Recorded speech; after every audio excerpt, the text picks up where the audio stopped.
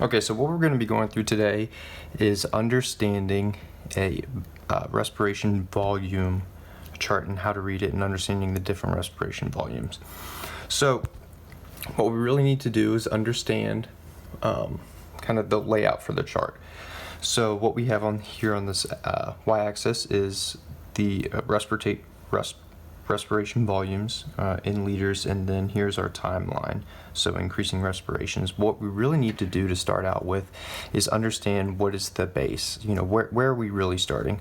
So that's going to be our respiratory volume kind of before we take a breath and immediately after exhaling, and this is going to be just regular respirations. This is not during exercise, it's just during normal breathing. So what we have here is our base volume. So our base volume is going to be it's going to be a little bit different for everyone else. It's going to be based on just your body type and your lung capacity in general. But if we kind of have a normal value, we're going to go with 2,500 milliliters or 2.5 liters, okay? So right after we exhale and before we inhale, going to be right here at 2,500. When we take a breath, it's going to increase about 500 milliliters, and then as we exhale, we're going to exhale the same amount. Now if we take a large breath,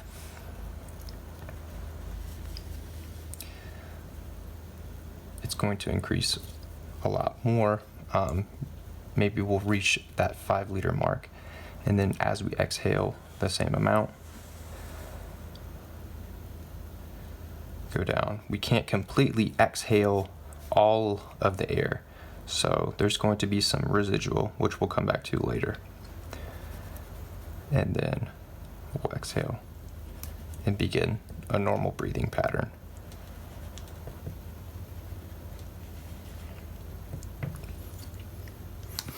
Okay, so now to understand the complete breathing volumes, which can sometimes get confusing, what I'm going to be doing is breaking it down into volumes and capacities, okay? So right here we have a set of basic volumes, okay?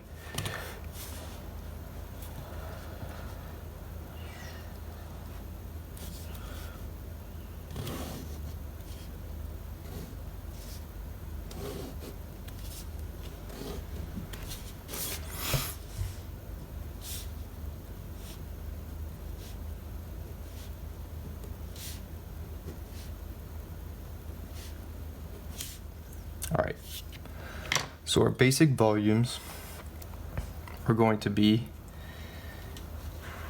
our most important is tidal volume.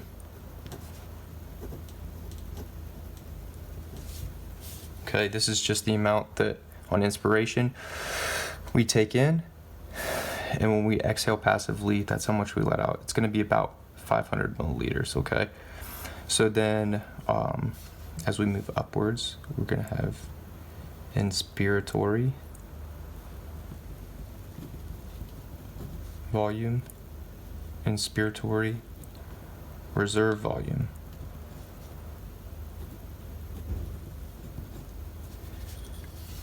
Go down here, we have expiratory reserve volume.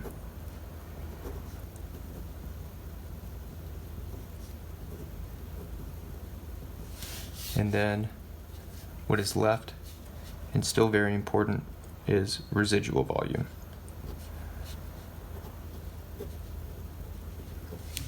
Okay, so there can be some confusion.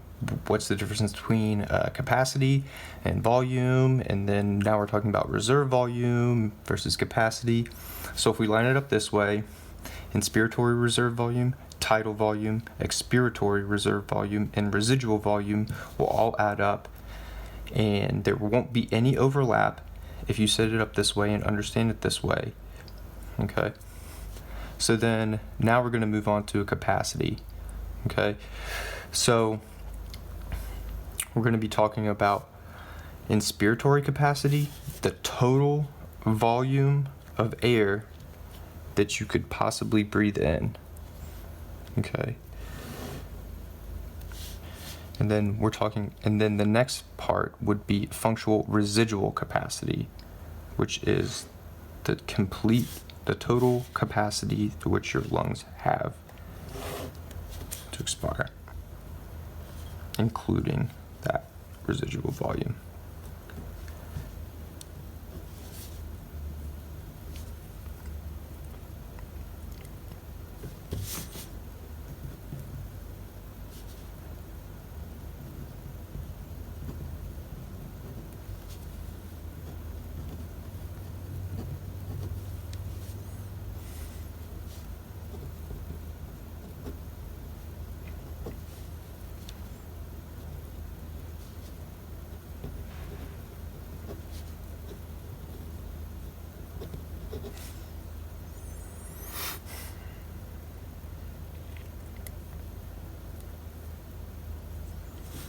Now, moving on,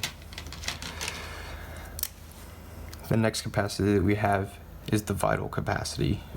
Vital capacity is the summation of the maximum capacity of air that you can actively breathe in and exhale.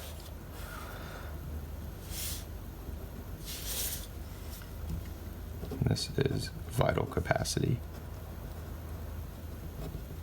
And notice the only value that isn't added into this is going to be your residual volume.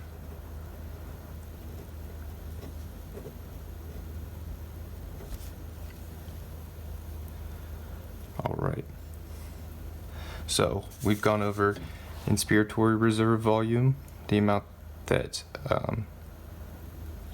this is active breathing. So an active inhalation past your regular tidal volume. Your tidal volume, which is that passive breathing, we're inhale and exhale. Expiratory reserve volume, so this is a forced active exhalation past that normal exhalation. And then residual volume, which is the amount of air that's left in that you cannot exhale. Inspiratory capacity, the maximum capacity of inhalation. Functional residual capacity, which is the maximum capacity for exhalation, including that residual volume, which you cannot exhale. And then vital capacity, which is the total capacity of air that you can actively breathe in and exhale. And then the final volume is all of those factors which we've added together, which were gone over previous. So maybe we'll put this over here.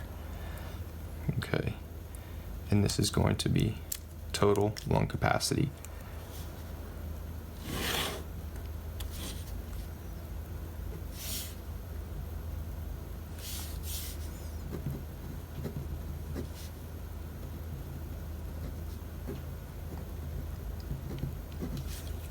So any way you break this down, if you want to think of total lung capacity as all of your volumes added together, if you want to think of total lung capacity as inspiratory capacity and functional residual capacity added together, or vital capacity and residual volume added together, any way you cut it, it is the maximum capacity of air that your body can possibly hold during inhalation and forced exhalation. So I hope this makes it a little bit easier, and thank you guys.